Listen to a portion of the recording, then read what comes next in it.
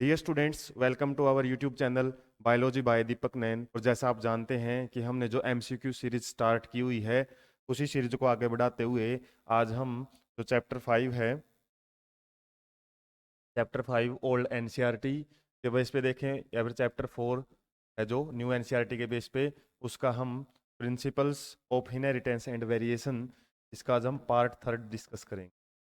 Part 3 है वो discuss करेंगे। और इसके अंदर हम क्वेश्चन नंबर 31 टू 45 क्वेश्चन वो डिस्कस करेंगे। इससे पहले हमने पार्ट फर्स्ट में और पार्ट सेकंड में इसके जो प्रीवियस क्वेश्चंस हैं, लगभग 30 क्वेश्चंस दोनों पार्ट में हम डिस्कस कर चुके हैं। साथ में हमने बेसिक कॉन्सेप्ट है वो भी इससे प्रीवियस पार्ट्स में डिस्कस किए हैं। तो इनके लिए आप पहले वो पार्ट्स देखें, उसके बाद हम क्या है इन क्वेश्चंस को इजीली सॉल्व कर पाएंगे। तो हम स्टार्ट कर लेते हैं आज के सेशन को क्वेश्चन नंबर 31 से। In a cross between individuals with genotype capital T capital R small R, if resulting the number of offsprings is 16, यदि हमारे टोटल जो जीनोटाइप्स ये रिजल्टिंग द ऑफस्प्रिंग्स, कितने ऑफस्प्रिंग्स प्रोड्यूस कर रहा है ये 16, और इसके बीच में हमने क्या करवाया है, क्रॉस करवाया है। मतलब ऑफस्प्रिंग्स के आपस में क्रॉस करवाए हैं, या फिर इंडिविजुअल्स के आप मान सकते हो क्रॉस करवाए हैं, ऐसे ही इंडिविजुअल्स हैं सारे।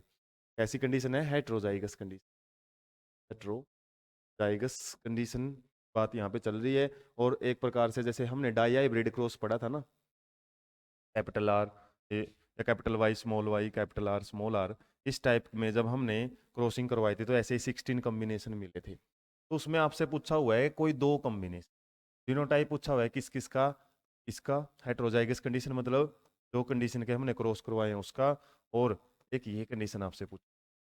तो यदि हमको वो क्रॉस थोड़ा सा भी ध्यान में है तो उसमें कुछ बातें हैं वो सबसे ज्यादा याद रह जाती हैं।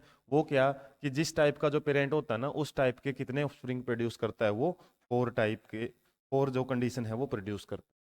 तो एक जो कैपिटल टी स्मॉल टी और कैपिटल आर स्मॉल आर वाली कंडीशन है ना, जब हम पुनेट स्क्वायर बनाते हैं और पुनेट स्क्वायर में जब हम कॉम्बिनेशन देखते हैं तो उसमें काफ़ी ट्रिक्स रहती हैं। और उसको यदि आप डायगनली देखोगे ना, इस जगह पे कौन कौन से क्रॉस आएंगे इसके ऊपर, तो आपके सारे के सारे क्रॉस अलग अलग होते हैं। मतलब जीनोटाइप है ना वो अलग अलग हैं सब। और इस डायगनल पे देखोगे जब बॉक्सेज को, वो सारे मिलते हुए मिलेंगे आप। और इस डायगनल पे मैं किन की बात कर रहा हूँ, ये वाली कंडीशंस है ना, वो 4 मिलती हैं, एक जैसी 4 मिलेंगी। तो यदि वो आपको बिल्कुल बेसिकली याद भी है, वरना तो ये क्रॉस बना के देखना पड़ेगा 16 कॉम्बिनेशन रूल, यदि आप लेंथी तो करोगे। लेकिन यदि आपको एक आइडिया है, जैसे उसमें रेशियो आता है 1:2:1, 2:4:2, 1:2:1, इस तरीके की। और ये 4 कंडीशन किसकी आती हैं, जो हमारा पेरेंटल हमने जनरेशन लिए, ऑफस्प्रिंग में भी 4 ऐसे हैं जो पेरेंटल शो करेंगे। उस 4 से भी आप इस क्वेश्चन को इजीली सॉल्व कर सकते हो, वरना तो आपको इसमें पूरा पुनेट स्क्वायर बनाना पड़ेगा। और इजी सा क्वेश्चन है, कोई ज़्यादा टिपिकल नहीं है, बस वर्डिंग्स हैं, नाम है या फिर करेक्टर हैं वो चेंज किए हुए हैं। नेक्स्ट क्वेश्चन देख लेते हैं, phenotypic ratio of monohybrid cross. बिल्कुल इजी सा क्वेश्चन है, 3:1 जीनोटाइप होता तो 1:2:1 आप लिख सकते थे। ये इजी क्वेश्चन है, कोई ज़्यादा टिपिकल है नहीं है, मोनोहाइब्रिड का क्वेश्चन। उसके बाद, 3 childrens in a family have a blood group O A B B respectively, what is the genotype of their parents. Genotype पता करने से प्रीवियस पार्ट में, पार्ट सेकंड में हमने ब्लड ग्रुप से रिलेटेड एक क्वेश्चन किया था, जिसमें यदि पेरेंट्स का ब्लड ग्रुप क्या होता है, हेट्रोजाइगस कंडीशन है, मतलब हेट्रोजाइगस ए और हेट्रोजाइगस बी ब्लड ग्रुप है, तो उस कंडीशन में आपको all type of blood groups हैं वो मिल सकते हैं। ये सारी कंडीशन है वो मिल सकते हैं। अब बोलोगे इसमें तो केवल 3 ही दिया हुआ है, 3 ही ब्लड ग्रुप है, लेकिन इसने चिल्ड्रन भी तो 3 ही दिए ना। यदि 4 बोल देता और उसके बाद फिर बोलता भाई 3 ही ब्लड ग्रुप हैं, फिर तो हम थोड़ा सा अलग ढंग से आगे बढ़ते। तो सारे के सारे ब्लड ग्रुप आने के चांसेस केवल इसी कंडीशन में होते हैं, यदि हमारे दोनों पेरेंट्स क्या हों, हेट्रोजाइगस हों। हेट्रोजाइगस, इस तरीके से हेट्रोजाइगस कंडीशन यदि हम बात करें यहाँ पे, ये वाली हेट्रोजाइगस कंडीशन है, यहाँ पे थोड़ा सा लिखने की जो गलती है, प्रिंटिंग मिस्टेक है, तो ये आई है, यहाँ आएंगे इनके हेट्रोजाइगस कंडीशन में मिलेगा। वरना हम निकाल के भी देख सकते हैं। इस कंडीशन में क्या मिलेंगे, इस कंडीशन में ए ब्लड ग्रुप मिल सकता है या फिर बी मिल सकता है, ओ नहीं आ सकता इसके अंदर। इसमें ए ब्लड ग्रुप के चांसेस पूरे हैं क्योंकि दोनों होम हो जाएगा से, इसमें भी दोनों होम हो जाएगा इस कंडीशन होने की वजह से। इसमें ओ ब्लड ग्रुप ना तो इसमें आएगा ना इसमें आएगा, ओ ब्लड ग्रुप इसके अंदर भी नहीं है, ब्लड ग्रुप के चांसेस ओ के। ओ भी यदि किसमें आ सकता है तो सिंपली इसको भी हम क्रॉस से 10th लेवल पे ही ऐसे क्वेश्चन आने शुरू हो जाते हैं और इसको बस थोड़ा ट्विस्ट करके आपसे क्वेश्चन पूछ, तो ये हेट हो जाएगा इस कंडीशन के साथ था ये। उसके बाद एक क्रॉस बिटवीन प्योर टाल, ये प्लांट हमारे पास प्योर टाल है और ग्रीन सीडेड है। सीड कैसे हैं उसके, ग्रीन से, स्मॉल वाई हम कर लेंगे। और किसके साथ क्रॉस करवाया उसका, dwarf, pure dwarf yellow seed, तो प्योर ड्वार्फ येलो सीड के साथ क्रॉस। ड्वार्फ के लिए हम स्मॉल टी और येलो है तो कैपिटल वाई। हमको पता है कि जो सीड का जो कलर होता है वो क्या है, येलो वाला क्या रहता है डोमिनेंट और ग्रीन वाला रहता है रिंकल, ये सॉरी रिसेसिव। इस बेस पे हम देख लेते हैं क्या पूछा इसमें, then the number of phenotypes produced are, इसमें से क्या बनेंगे। अब गैमेट्स यदि हम पूछें इसमें, देखें इसमें क्या बनेंगे, कैपिटल टी स्मॉल वाई और इसमें स्मॉल टी कैपिटल वाई, और ये भी क्या होंगे दोनों के दोनों जब फर्टिलाइजेशन होएगा तो हमारे कंडीशन क्या बनेगी, capital T small T capital Y small. तो कितने टाइप के फिनोटाइप बनते हैं, सिंगल टाइप का ही बनता है, चाहे हम मोनोहाइब्रिड की बात करें, हाइब्रिड की, डाइहाइब्रिड क्रॉस की बात करते हैं। दोनों ही कंडीशन में जब F1 जनरेशन बनती है उसमें एक सिंगल प्रकार का ही क्या बनता है, टाइप बनता है। F2 जनरेशन में तो जरूर चेंजेस मिलते हैं लेकिन F1 जनरेशन के अंदर तो आपको एक ही टाइप का फिनोटाइप है वो मिलेगा। कब, जब हम प्योर पेरेंट्स लेते, प्योर वर्ड इसने बार बार यूज किया हुआ है, ये हेट्रोजाइगस कंडीशन लेता ना उस केस में हो सकता था करेक्टर आपके अलग मिले, लेकिन प्योर के केस में सिंगल टाइप का फिनोटाइप ही मिले। करेक्ट क्वेश्चन है म्यूटेशन से रिलेटेड, म्यूटेशंस क्या होती हैं, आराम आराम से चेंजेस आते हैं और स्मॉल स्टेप्स में होती है, के बारे में जो डी वेरीज ने बारे में बताया था। म्यूट ऑल आर इनहेरिटेबल, सारी इनहेरिटेबल्स होती और give rise to new species, और हर एक क्या है न्यू स्पीसीज, ये कोई बात लॉजिकल नहीं है कि हर एक इनहेरिटेबल होती है, मैक्सिमम इनहेरिटेबल जरूर होती हैं और स्पीसीज फॉर्मेशन में भी काफ़ी सारी इंपॉर्टेंट रोल प्ले करती हैं लेकिन सब नहीं करती हैं। आल ने इस कॉन्सेप्ट को थोड़ा सा खराब कर दिया है। Are subjected to natural selection, natural selection के अगेंस्ट मतलब बंधी हुई होती हैं, जैसा नेचर मानती है ऐसी ही म्यूटेशन होती है, कोई फिक्स नहीं है, कोई अपनी बॉडी के अंदर भी वैसे नॉर्मल म्यूटेशंस हो सकती हैं, जरूरी नहीं वो नेचुरली हमको फिट बिठाएं। नेचुरल सिलेक्शन के बेस पे जो डार्विन ने दी थी ना थ्योरी ऑफ नेचुरल सिलेक्शन के बेस पे म्यूटेशन हो, ये कोई फिक्स नहीं है। Are random changes in base sequence of RNA, RNA में नहीं होता, डीएनए में होता है। हमारा आंसर ए है वो यहाँ पे ठीक हो जाता है। Next question, if a pure tall pea plant is raised in nutrient deficient medium, nutrient deficient means nutrition की कमी है, उसको हम अच्छे से जो न्यूट्रिएंट्स है वो नहीं दे रहे हैं जानबूझ के, और वो क्या करता है, it grows to size of dwarf plant, तो ये कितने साइज में ही ग्रो कर पाता है, ड्वार्फ प्लांट जितना ये बढ़ पाता है। फिर क्या किया, is then selected the progeny in normal medium will be, तो इसको हम क्या किया, इस जो ड्वार्फ उगा हुआ है ना प्लांट लेकिन इसका जीनोटाइप क्या है, प्योर, प्योर टाल है, इसको हमने इसमें न्यू मीडियम में ग्रो करवाया है, उससे ये ड्वार्फ जितना तो हुआ है लेकिन इसकी जो प्रोजेनी है वो क्या होंगी, वो यदि हम बात करें कैपिटल टी था ना और उसको हम नॉर्मल मीडियम में यदि लेके आ जाएंगे प्रोजेनी को, तो ये जीनोटाइप तो अपना इफेक्ट शो करेंगे ही करेंगे।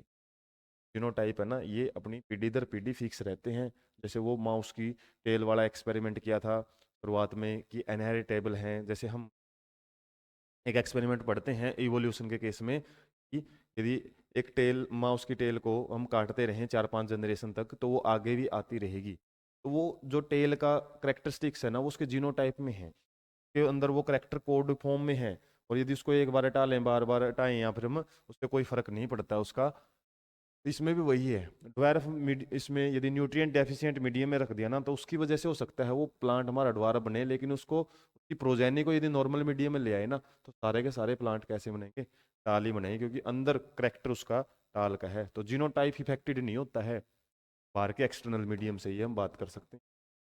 External medium does not effect,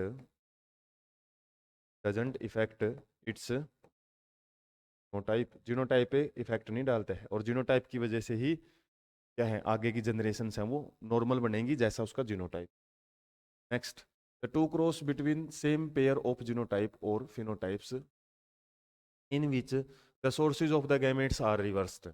जैसे कोई भी हमने, जैसे मेल प्लांट है, एक फीमेल प्लांट है, में से करेक्टर लिए हैं, एक को ड्वार्फ लिया है, एक को होल लिया है। अब हमने क्या कर दिया, एक नेक्स्ट क्रॉस करवाया जिसके अंदर मेल जो प्लांट था ना वो हमने टाल ले लिया, और ये ड्वार्फ ले लिया।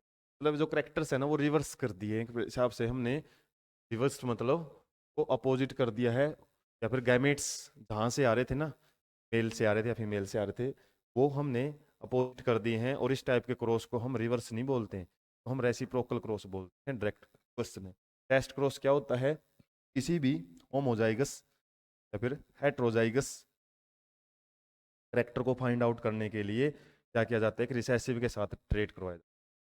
ठीक है, कोई भी होमोजाइगस या रिसेसिव या होमोजाइगस या फिर हेट्रोजाइगस जो हमारा डोमिनेंट करेक्टर है ना, का रिसेसिव के साथ क्रॉस करवाया जाता है, ये पता करने के लिए इसका जीनोटाइप कैसा है। सेम फिनोटाइप, फिनोटाइप तो इनका दोनों का सेम है,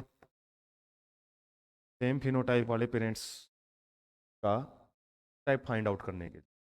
और उसके बाद डाइहाइब्रिड क्रॉस में तो टू करेक्टर्स, रेसिप्रोकल से ही रिलेशन था इसका। उसके बाद next, which one of the following trades of garden pea study by Mendel was recessive feature. तो इस प्रकार का एक क्वेश्चन हमने फर्स्ट पार्ट में भी डिस्कस किया था, और वो 7 करेक्टर की टेबल आपके दिमाग में रहनी चाहिए इस क्वेश्चन को सॉल्व करने की। एक्जियल फ्लावर पोजीशन है वो कैसी होती है, वो डोमिनेंट होती है। रिसेसिव से रिलेटेड क्वेश्चन था, मिलता जुलता है। Green shape, green seed colour, green है, ये कैसी रहती है, रिसेसिव। ग्रीन पॉड कलर, ये डोमिनेंट होती है। और राउंड तो हम पढ़ते ही हैं क्या होती है, ये डोमिनेंट में। रिसेसिव आपसे पूछा है तो ग्रीन सीड कलर है वो रिसेसिव है, जबकि येलो है वो dominant. Next, the ratio of 1:1 is obtained from A cross between the parents.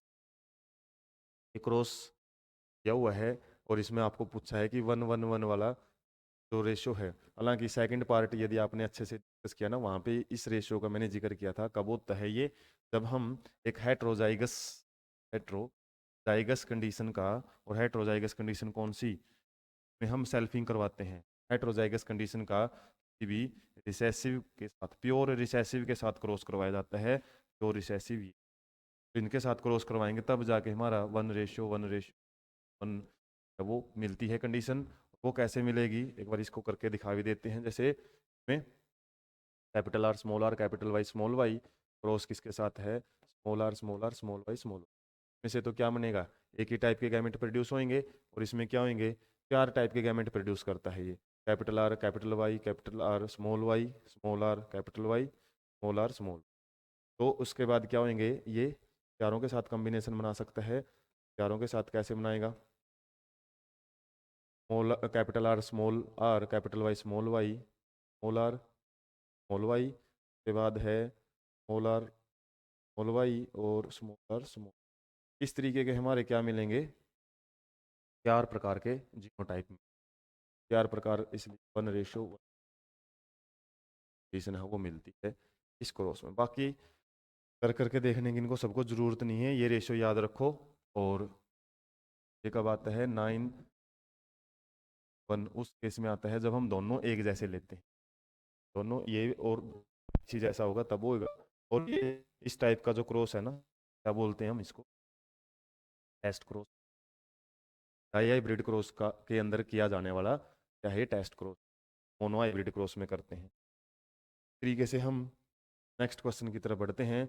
Which of the following Mendel's law of segregation, कौन सा मेंडल का लॉ है सेग्रीगेशन की स्टेटमेंट को बता रहा है। Genetic material is equally distributed during mitosis. Mitosis नहीं होता है, इनहेरिटेंस के टाइम जब हम ज़्यादातर पढ़ते हैं सेक्सुअल रिप्रोडक्शन के अंदर, वो क्या होएगा, माइटोसिस हो। गैमेट्स की जब क्रॉसिंग करवाई जाती है, यहाँ पे क्रॉसिंग की बात चल रही है और सेक्सुअल रिप्रोड्यूसिंग ऑर्गेनिज्म की ही बात चलेगी, मियोसिस का जिक्र है। Each gamete receives one gene for all for an L.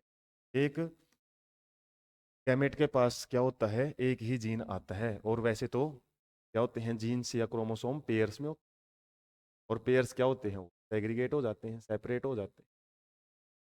और एक गैमेट है जो वो क्या करेगा, एक वन जीन, एक एलील का एक ही जीन लेता है। ये हमारी स्टेटमेंट सेग्रीगेशन को प्रूव करती है। Genetic materials enter only one gamete, only one नहीं, टू के अंदर जाते हैं और सेपरेट होके जाते हैं। हमारी स्टेटमेंट बी है, वो यहाँ पे आंसर करेक्ट रहेगा। Next, how many different types of gametes can be formed by F1 progeny resulting from the pros. ये पॉलीजेनिक इनहेरिटेंस में स्किन कलर से रिलेटेड लिया हुआ क्वेश्चन। हालांकि हमारी एनसीईआरटी पब्लिकेशन में इससे रिलेटेड बस ये बताया हुआ है पॉलीजेनिक इनहेरिटेंस में कि स्किन कलर है जो वो पॉलीजेनिक में आता है, एक से ज़्यादा जीन के द्वारा वो करेक्टर कोड किया जाता है। लेकिन जो इसका क्रॉस है वो सीबीएसई की सप्लीमेंट्री जो मटेरियल डाला हुआ है साइट पे, उसमें डिटेल में बताया हुआ है ये क्रॉस कैसे होता है।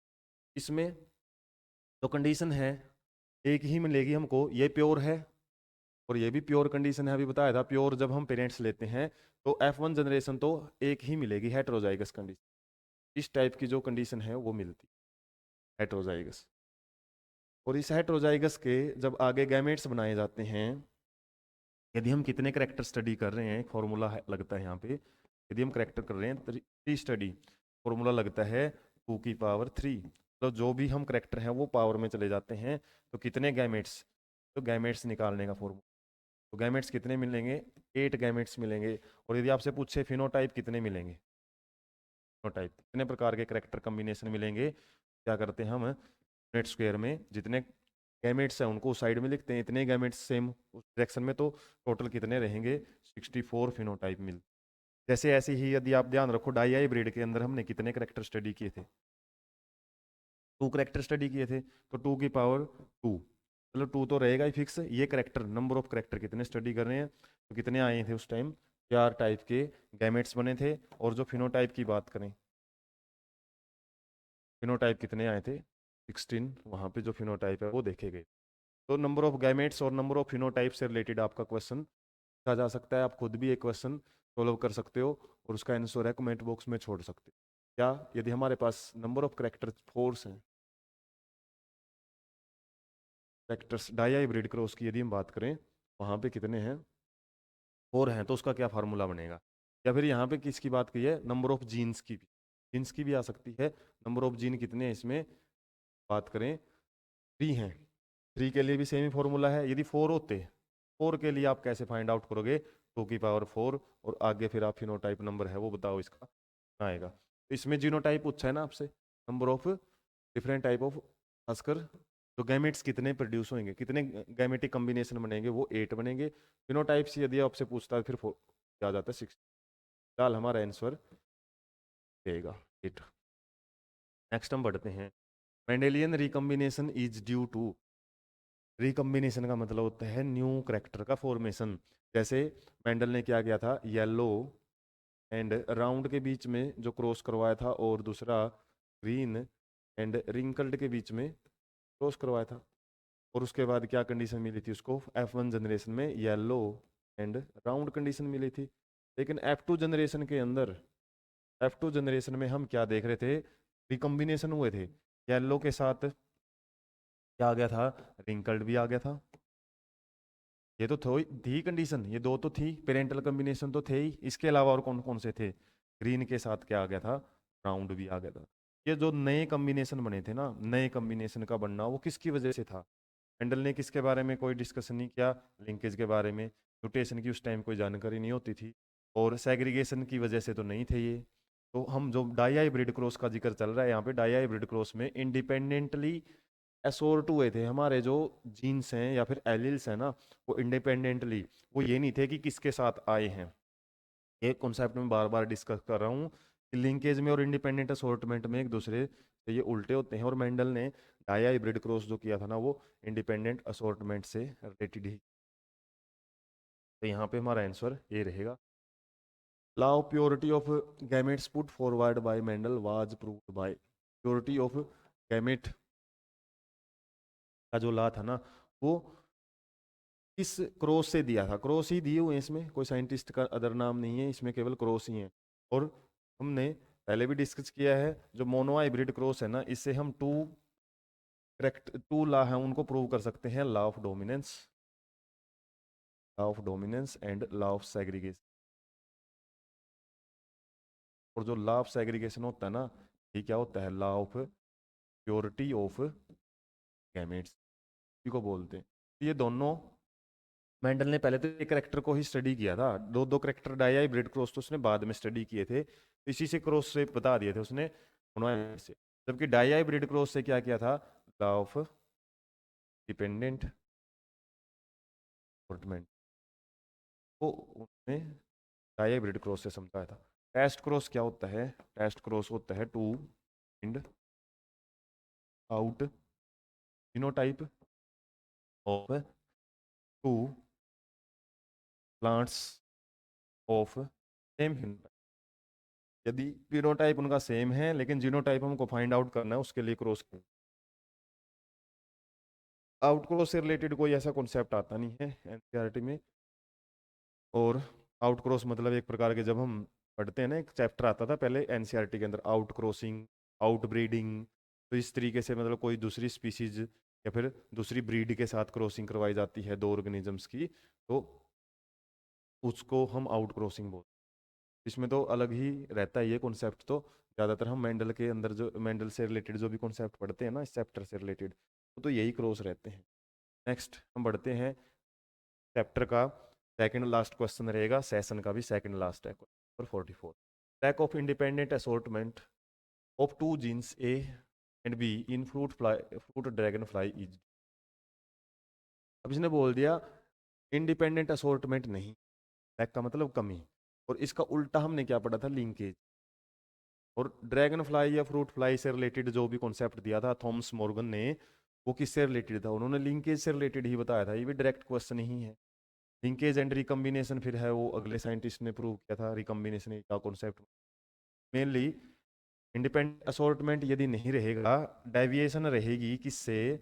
इस रेशियो से, मेंडल के डाई हाइब्रिड क्रॉस के F2 जनरेशन के जो फिनोटिपिक रेशियो है ना, इससे डेविएशन है ना, वो लिंकेज को प्रूव करती है। और इसके अलावा जो रिकम्बिनेशन है वो एक अलग कॉन्सेप्ट हो जाता है। यहाँ पे लिंकेज है वो क्वेश्चन रहेगा, देखिए जस्ट अपोजिट रहता है। नेक्स्ट क्वेश्चन है जो कि लास्ट क्वेश्चन रहेगा आज के सेशन का। The ratio of homozygous dominant and homozygous recessive in dihybrid cross. तो वैसे रेशियो आपसे पूछा जाता है तो खासकर यहाँ पे F2 जनरेशन की इसने बात की हुई है। और इसके अंदर हम जब पढ़ते हैं डाईहाइब्रिड क्रॉस में, तो जो पुनेट स्क्वायर बनता है जिसके अंदर हमको क्या मिलते हैं? 16 कॉम्बिनेशन हैं वो मिलते हैं।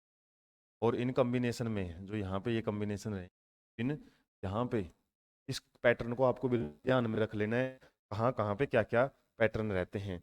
इस वाली साइड में यहाँ पे इस ये तीन जो मैंने डायगनली लिए हैं, यहाँ पे क्या करो आते हैं हमारे जो कॉम्बिनेशन बनते हैं वो पेयरिंग में बनते हैं। जैसे capital Y capital Y, capital R, ऐसे capital Y small R small R, small Y capital R small Y small R, ऐसे पेयरिंग में बनेंगे इन कंडीशन यदि हम बात करें। और इसने क्या बोला है? होमोजाइगस डोमिनेंट, ये होमोजाइगस डोमिनेंट है और होमोजाइगस रिसेसिव है, इसका रेशियो क्या रहेगा? ये दो ही कॉम्बिनेशन मिलते हैं। और होमो और हेट्रोजाइगस है जीनोटाइप की बात की जाती है, तो ये दो ही आते हैं। वन मतलब ये वन आता है, ये वन आता है, तो 1:1 आना चाहिए इसका, लेकिन इसमें कोई ऐसा है नहीं है, तो हमारा नन ऑफ दीज रहेगा इसका आंसर।